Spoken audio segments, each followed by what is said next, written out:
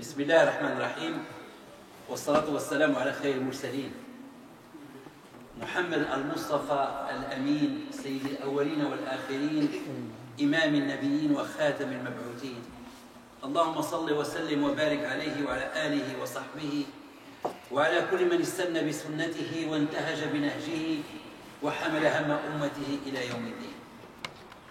Donc nous sommes aujourd'hui dans une deuxième rencontre, en français bien sûr, pour que les grandes personnes, hommes et femmes, ici présents, comprennent bien et qu'ils sachent répondre à certaines questions qu'on va leur poser, soit à l'école, soit leurs amis, soit dans le bus scolaire, qui sait, et bien entendu, nous aussi adultes, nous devons bien entendu savoir et apprendre à répondre à ces questions. Et la rencontre d'aujourd'hui est une expérience personnelle. C'est un vécu, donc c'est quelque chose que j'ai vécu moi-même et que je voudrais partager avec vous avec beaucoup d'honneur et avec beaucoup de, je dirais, de modestie. J'étais à l'Université de Montréal, je donnais une conférence là-bas, et à la fin de la conférence, il y a un monsieur qui est venu, c'est un musulman d'origine, de souche, comme on dit, et qui m'a posé la question suivante. Alors, il m'a dit, monsieur, j'ai lu tout le Coran, et puis je n'ai pas trouvé le mot communication dans le Coran. Et par extrapolation, je me suis dit que peut-être que le Coran ne parle pas de communication. Et peut-être même que l'islam est une religion qui n'est pas une religion de communication. Éclairez-moi. Alors j'ai pris mon temps, bien entendu, parce qu'il ne faut jamais se précipiter. Et 2 mois après, je lui ai donné la réponse que vous allez partager aujourd'hui. Donc vous êtes privilégiés, vous êtes avantagés, et vous allez, Inch'Allah, avoir une réponse à cette question-là. La question, bien sûr, je la répète, c'est que est-ce que l'islam est une religion de communication ou pas? D'accord? Et donc, pour remonter à l'origine, nous allons comprendre que pour comprendre l'islam, on n'a pas le droit de parler de l'islam si on ne fait pas référence à 3 ou 4 choses, dont l'ordre, selon une certaine chronologie. D'abord, le Coran. Chaque fois qu'on peut apprendre, qu'on veut répondre à une question d'islam, il faut se référer au Coran. C'est la référence première. Ensuite, la Sunna. La Sunna, Sira al-Nabawiyya, c'est-à-dire ce que Muhammad sallallahu alayhi wa sallam a dit, ce qu'il a fait et ce qu'il a agréé. Et en fin de compte, les compagnons, c'est-à-dire les gens qui ont accompagné Muhammad sallallahu alayhi wa sallam et qui étaient la meilleure génération, bien entendu, et ce sont grâce à eux que l'islam nous est arrivé, comme je dirais, sain et sauf, à 100%. Donc, nous allons commencer par le Coran, la communication dans le Coran. Vous savez que le Coran, bien sûr, avant de le lire, on le voit de l'extérieur. Ça, ce n'est pas un Coran, mais le Coran, le vrai, on le voit de l'extérieur. Avant d'ouvrir les pages, avant de lire ce qu'il y a dedans, eh bien déjà, le Coran en tant que livre, c'est un message. Déjà, c'est une communication. C'est un message qui nous vient de qui? Qui nous vient du ciel, c'est-à-dire du haut, d'Allah subhanahu wa ta'ala, vers nous, qui nous sommes en bas. Et lors de la communication, les cours de communication, ceux qui étudient la communication, c'est le numéro A. C'est la première chose qu'on apprend en communication, c'est que toute communication est faite d'un émetteur, d'un récepteur et d'un message. L'émetteur ici, c'est Allah subhanahu wa ta'ala, le récepteur, c'est nous, et le message, c'est le Coran. Donc le Coran lui-même, avant même qu'on l'ouvre, juste comme ça, comme livre divin, c'est déjà un acte de communication. Et bien entendu, si maintenant on commence à ouvrir, eh bien qu'est-ce que nous allons voir dans le Coran? Rien que de la communication. Tout le Coran, du premier mot, je n'irai pas dire la première page, mais du premier mot jusqu'au dernier mot, ce n'est rien que de la communication. Et je mettrai un C majuscule. Et même un O, M et tout majuscule. C'est la grande communication. Alors, qu'est-ce qu'on trouve dans le Coran? Eh bien, on trouve de l'information. Allah nous informe sur des choses. Allah nous informe sur le passé. Il nous informe sur le futur. Il nous informe sur le présent. Il nous informe sur des choses invisibles. Sur des choses que nous ne voyons pas, mais dont nous croyons. Et, bien sûr, il nous décrit la description. Il nous décrit des choses. N'importe quelle sourate, vous prenez n'importe quelle sourate, par exemple, sourate Al-Fil. Vous connaissez Surat al-Fil? Dans Surat al-Fil, il nous décrit comment les gens ont été châtiés parce qu'ils voulaient détruire la Kaaba. Et donc, il nous met en situation. Voici ce qui leur est arrivé. Voici la façon dans laquelle ils ont été châtiés. Surat Nuh, Surat Luqman, n'importe quelle surat, n'importe quel verset coranique, il nous fait une description avec une mise en situation. Quand on lit par exemple Surat Nuh, il nous apprend comment le déluge, quelle a été la communication entre Nuh et son fils, entre Nuh et son peuple. Donc il nous met en situation. Yusuf alayhi salam, c'est une histoire très très belle. Surat al-Kahf, la caverne. Toutes les sourates donc renferment une information, une description, la mise en situation et bien entendu l'exemple. Vous voyez, si on s'amuse, si on veut passer de bons temps avec Allah subhanahu wa ta'ala, et on s'amuse là, on s'amuse avec beaucoup de plaisir, et puis on va aller lister tous les exemples qu'Allah nous donne dans le Coran. Eh bien, il y a de très beaux exemples. Et les gens qui étudient pour avoir un diplôme en communication savent que ces 4 éléments, c'est la communication. Et dans le Coran, on trouve ces 4 éléments. Encore une fois pour dire que le Coran n'est que communication. Alors, qu'est-ce qu'on trouve? Eh bien, sur la Hujurat, Allah nous dit explicitement que, regardez, ô hommes, c'est-à-dire nous, les fils d'Adam, il nous exhorte, il nous recommande, même il nous commande de faire quoi? De nous entreconnaître. Allah nous a créés humains pour que nous entreconnaissions. Mais nous entreconnaître, c'est pas juste que je connaisse ton nom et ton prénom, ça s'arrête là. Non, s'entreconnaître, c'est beaucoup plus que ça. Il faut se rapprocher. Il faut cohabiter. Nous sommes sous le même toit, alhamdoulilah. Il faut faire un échange de verbal, un échange de paroles, mais aussi un échange d'émotions, un échange de sentiments, un échange de pensées, un échange d'idées. Donc il faut échanger. Il faut tolérer l'autre. L'autre est différent. Il n'a pas la même pensée que moi, mais je le tolère, je l'accepte. Et bien sûr, dans un signe de paix. On n'est pas là pour faire la guerre, on n'est pas là pour la violence, on n'est pas là pour nous entretuer ou pour dire c'est mon ennemi. Non, non, nous sommes tous des humains, nous sommes tous frères, nous sommes faits pour habiter, donc cohabiter, se tolérer dans la paix. Et puis accepter l'autre dans la différence. C'est quelqu'un qui est noir, c'est quelqu'un qui n'est pas musulman, c'est quelqu'un qui est petit de taille, mais je vais l'accepter. Je ne vais pas rire de lui, je ne vais pas médire de lui non plus, je ne vais pas entrer dans le commérage, il faut que je l'accepte. D'accord? Tel qu'il est, dans sa différence. Et donc, bien entendu, regardez ça, le Coran nous exhorte à faire ça, à accepter l'autre. Et ça, c'est, je dirais, le top de la communication. Peut-être qu'on ne trouve pas le mot communication comme ça, comme tel, dans le Coran, mais on trouve différents aspects. Et dans le Coran, d'après la recherche que j'ai faite, eh bien, il y a les 3 aspects. Les 3 aspects de la communication, on les retrouve dans le Coran, subhanallah. Et là, c'est un miracle linguistique, c'est un miracle de savoir que l'on donne Allah subhanahu wa ta'ala au niveau du Coran. Alors le premier niveau, c'était le mujadala. Et puis on va voir en détail l'explication en français. Al-mujadala. Ensuite, Allah nous parle d'un deuxième niveau qui est meilleur, al-hiwar. Et enfin, Allah nous parle de la crème de la communication, l'aboutissant de la communication, al-mashura. On va donner les termes en français. Le plus bas, la base de toute communication, c'est la discussion. On discute. Et on va voir quelle est la nuance, quelle est la différence entre les autres. La conversation, le dialogue, on va voir aussi. Et bien sûr, la consultation ou la concertation. Et vous allez voir que plus on monte de là vers là-haut, plus on s'élève dans le monde communicationnel. Là, peut-être on est en mode de relation. Mode de relation, c'est-à-dire qu'il y a un chef, il y a un gagnant, il y a un perdant. On ne parle pas sur le même point d'égalité. Al-Hiwar, il y a un point d'égalité. Et Al-Mashura, il y a vraiment gagnant-gagnant. Il n'y a aucun perdant. Tout le monde est gagnant là-dedans. Vous allez voir que Allah, à travers le Coran, nous donne des leçons. C'est juste à nous de bien lire le Coran. Il faut savoir lire le Coran. Pas juste lire comme un livre. Et puis ça y est, j'ai fini le Coran. Ah, bravo, c'est bien. Masha'Allah. Non, il faut le comprendre. Il faut lire avec son cœur. Il faut lire avec son âme. Il faut s'en imprégner. Il faut comprendre tout ce qu'il y a, les mots, la signification des mots. Et donc là, on aura bien lu le Coran. Al-Mujadala, c'est la base, le plus bas de la communication.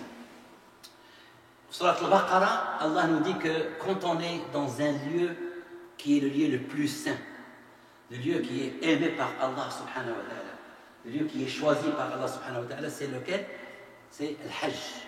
Et Allah nous dit que lorsque vous êtes dans le Hajj, ne discutez pas, ne faites pas le mujadala. Ça veut dire que le mujadala a une connotation négative. Le mujadala n'est pas fait pour un échange. Le mujadala, je viens, puis je te parle de ma pensée sans attendre que tu me parles de la mienne. Le mujadala, c'est unidirectionnel, c'est un seul sens. Le mujadala, comme la femme qui est arrivée là, le Nabi sallallahu alayhi wa sallam, et Allah nous donne toute une sourate avec le mujadala ou le mujadila. C'était une femme, Khawla bint Tha'laba, qui se plaignait de son mari.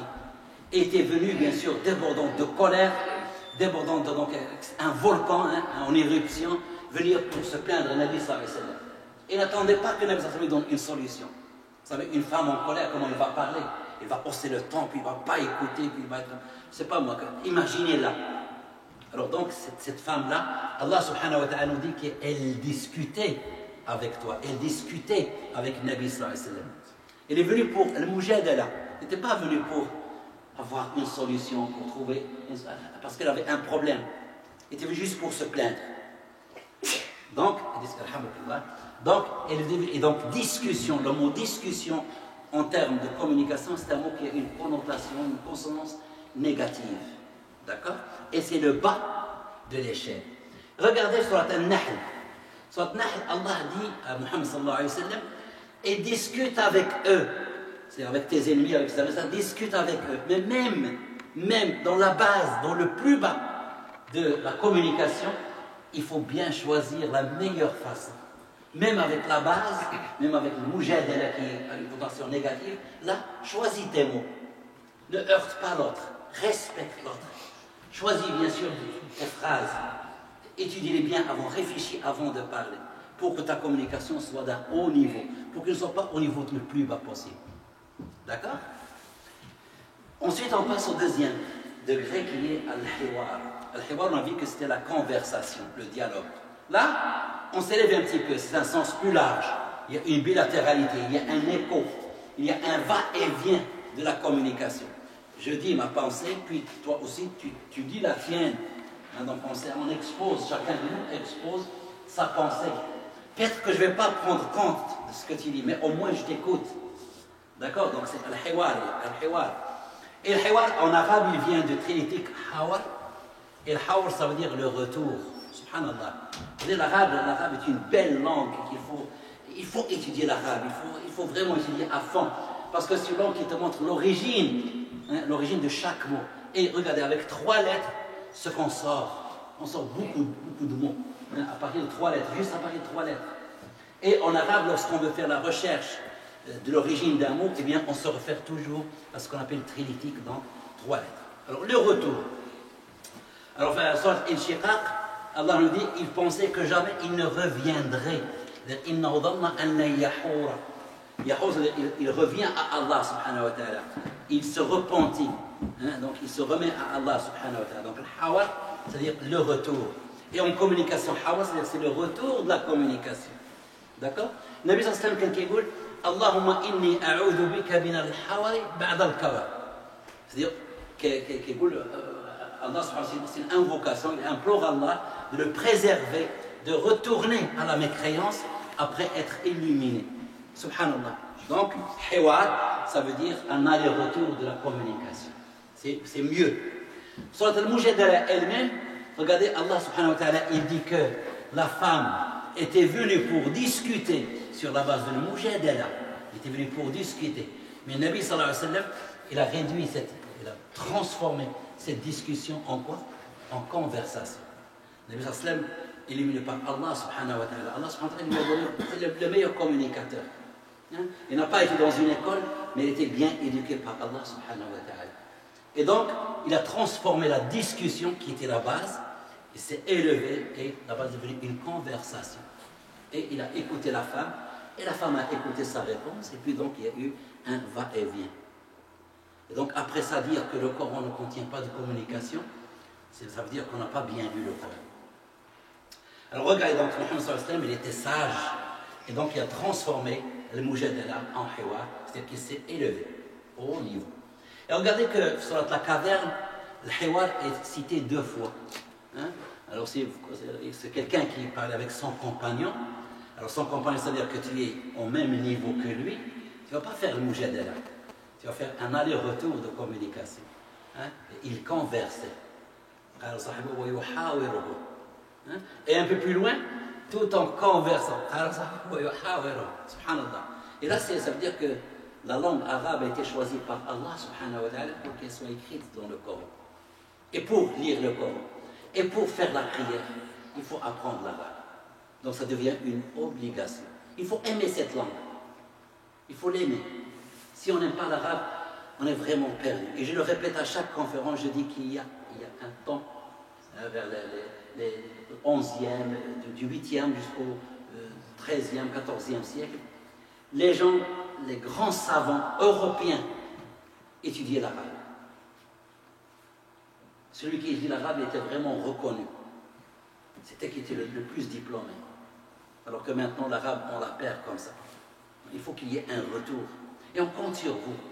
On compte sur vous, les jeunes. Nous, on n'a rien fait pour ça, malheureusement.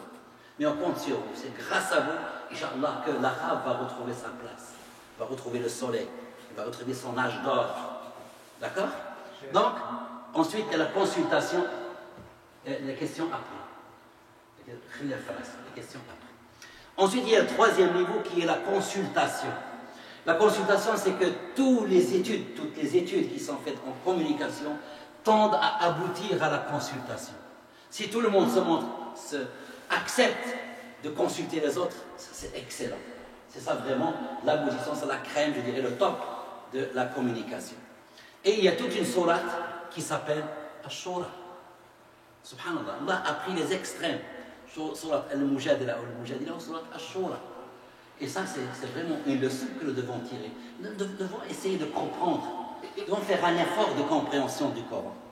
Alors, regardez là, il nous dit la définition de croyant. Le bon croyant, c'est qui? Eh bien, il énumère, etc., etc., etc. Et puis, il nous dit, ils se consultent entre eux. Les bons croyants, ce sont ceux qui se consultent entre eux. Parce que consulter l'autre, ça veut dire que tu es modeste. Ça veut dire que tu restes humble. Tu ne vas pas te grossir la tête, tu vas pas dire, moi je suis savant. Moi je suis savant, je ne vais pas demander aux autres. Je sais ce que je fais. Je suis expert, je suis spécialiste. Je n'ai pas besoin des autres. Non. Allah nous dit que non. Les gens, les bons croyants se consultent entre eux. Il faut se consulter. Il n'y a pas de mal. Il n'y a pas de mal. Tu es médecin, dans ta spécialité, tu ne sais pas quelque chose, donc va consulter un autre médecin. Tu es ingénieur, puis tu as un truc que tu ne comprends pas. Il n'y a aucun mal à ce que tu consultes. Ça ne va pas te rabaisser. Hein, ça ne va pas t'amoindrir. Ça ne va pas dire que tu es fait ou tu n'as pas été bien à l'école. Non, jamais. Il faut rester humble, il faut rester modeste. Et donc, demander à l'autre et trouver la solution. Et regardez sur Al-Imran que même le Nabi sallallahu alayhi wa sallam, le prophète, le meilleur humain, la meilleure créature sur terre, dans l'univers, le meilleur. Et pourtant, Allah lui dit, consulte-les. Même ce qui est prophète, consulte les gens.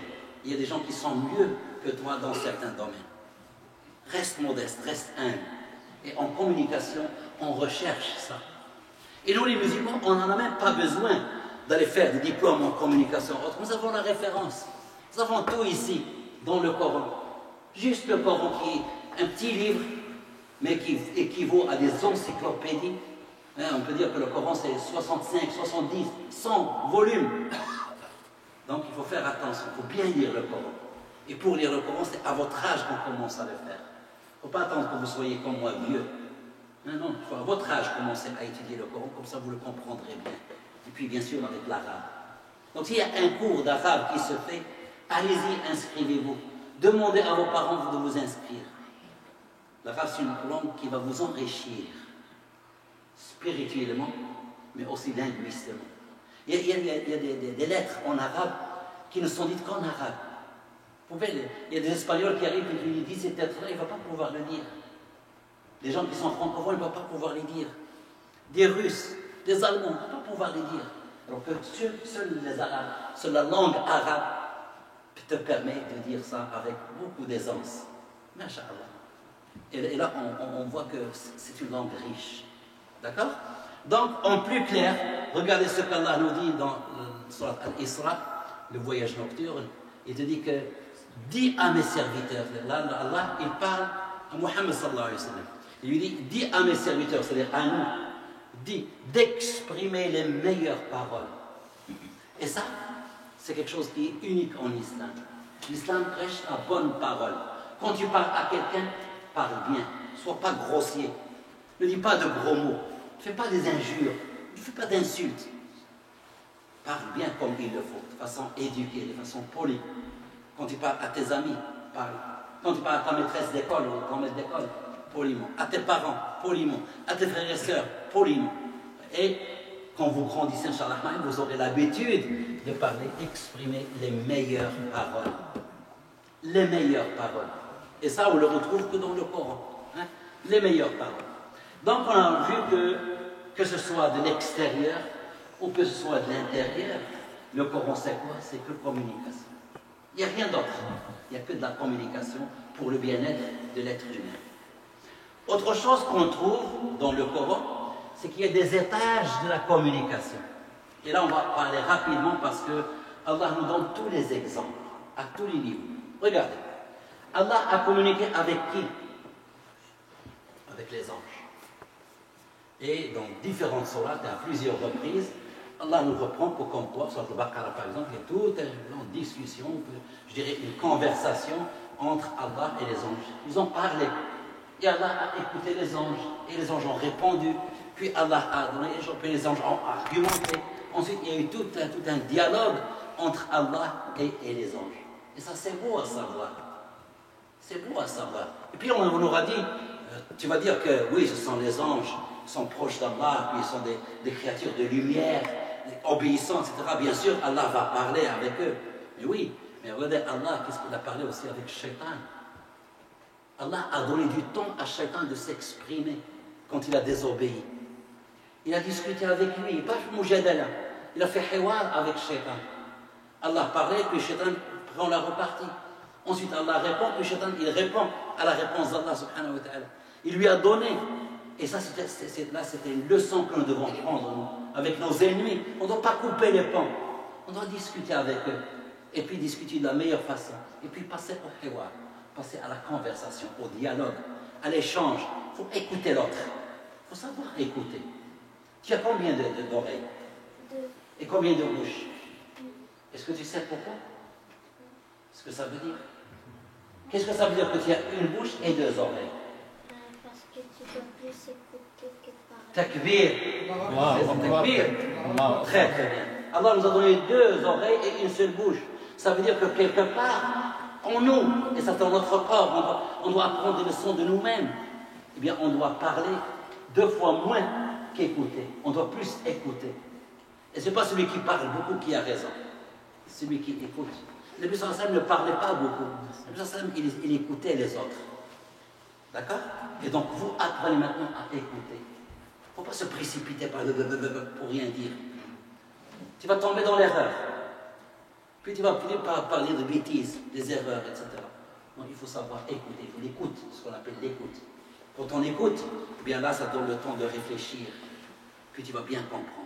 Regardez, le Nabi Allah subhanahu wa ta'ala, il a écouté Shaitan, le pire ennemi. Il a écouté, il lui a donné le temps, il a argumenté. Regarde, le Shaitan était complètement désobéissant à Allah subhanahu wa ta'ala, il s'est rebellé. Hein? Shaitan n'a pas voulu se prosterner devant Adam alayhi salam comme Allah subhanahu wa ta'ala. Ensuite, Allah a communiqué avec qui? Avec ses messagers, avec les envoyés, avec les prophètes. Allah a communiqué avec eux. Il a communiqué avec Adam, il a communiqué avec Nuh, avec Ibrahim, avec Moussa, avec Saleh, avec Isa, avec Youssef, avec Zakaria.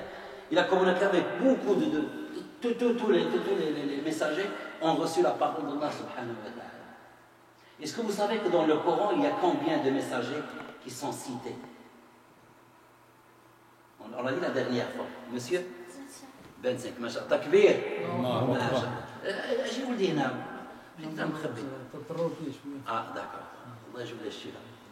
Alors donc il y a 25 et la prochaine fois Inch'Allah chacun de vous va sur une feuille écrire son nom puis m'écrire le nom des 5 prophètes qui sont cités dans le Coran. Il y a un prix à gagner.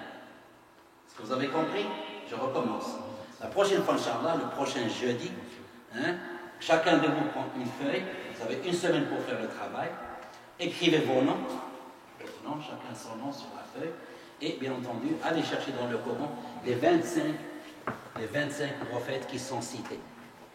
Le gagnant va gagner $5. C'est peu, c'est beaucoup. Très très bien. Alors voilà. Alors dans Surat al-Baqarah, regarde, Allah subhanahu wa ta'ala, il dit qu'il a communiqué avec tous les prophètes. Allah, entre autres, il a communiqué avec Mohammed sallallahu alayhi wa sallam. $10, $10. Il a ajouté 5. Donc $10. Alors celui qui a cité les 25 messagers d'Allah subhanahu wa ta'ala qui sont dans le Coran va gagner combien? $10. Allah communique avec Mohammed sallallahu alayhi wa sallam. Et vous, quand vous apprenez le Coran, vous apprenez Qul huwa Allahu ahad. Dis Qul a'udhu bi rabbil falaq. Qul a'udhu bi rabbin nas. Qul ya ayyuha al-kafirun. Chaque fois qu'il dit Qul, ça veut dire c'est une communication entre Allah et Mohammed sallallahu alayhi wa sallam. Est-ce que vous savez combien de fois le mot dit a été cité dans le Coran? Parce que lorsqu'on va voir combien de fois, ça veut dire que Allah donne une grande importance à ce mot-là. Allah donne une grande importance de la communication à travers ces messages avec les messages. Alors, lancez-vous. Un chiffre. Puis on va faire les enchères. Mais très bien, on n'est pas là pour rester. 25. 5230. Oui, 230. Monsieur. 125. 125. Monsieur. 12. 99. Les alentours de 300. 332. Donc, si vous avez, il y a combien de pages sur le Coran? À peu près 600 et quelques. C'est-à-dire, toutes les 2 pages, statistiquement parlant, toutes les 2 pages, eh bien, on va trouver le mot dit. Ça veut dire que le Coran est vraiment un livre de quoi? De communication. Dis, ça veut dire que voilà, je te donne, je te parle, mais toi aussi tu vas pas être le point final de notre discussion. Tu vas aller amener cette communication aux autres. Dis, hein?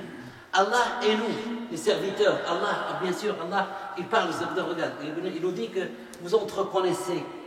Hein, vous entreconnaissez. Puis il nous dit que, regardez, il nous dit que, oh homme, il nous parle à nous, il parle à toi, oh homme, les femmes bien entendu, humains, adorez votre Seigneur qui vous a créé.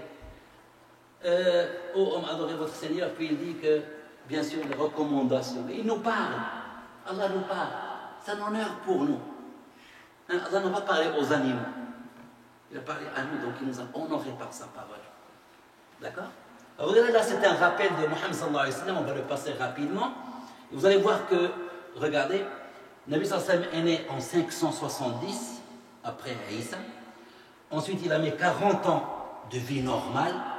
Il n'était pas prophète, mais pourtant il était connu par sa véracité, il ne mentait jamais, il était confident, que tout le monde lui disait des secrets. Il était ami, donc on lui apportait de l'argent, et puis c'était la banque de tous les gens, il ramassait à droite et à gauche, donc il était confident. Et bien sûr, il n'avait qu'une bonne éthique, il n'avait qu'une bonne morale. Il avait l'akhlaq, le bon akhlaq. Ensuite, en l'an 610, il a eu la révélation. Il est devenu prophète, messager. Il a vécu 13 ans à la Mecque. Ensuite, il a fait le hijra en 622 pour vivre 10 ans à Médine. Donc, au total, il a vécu combien? 63.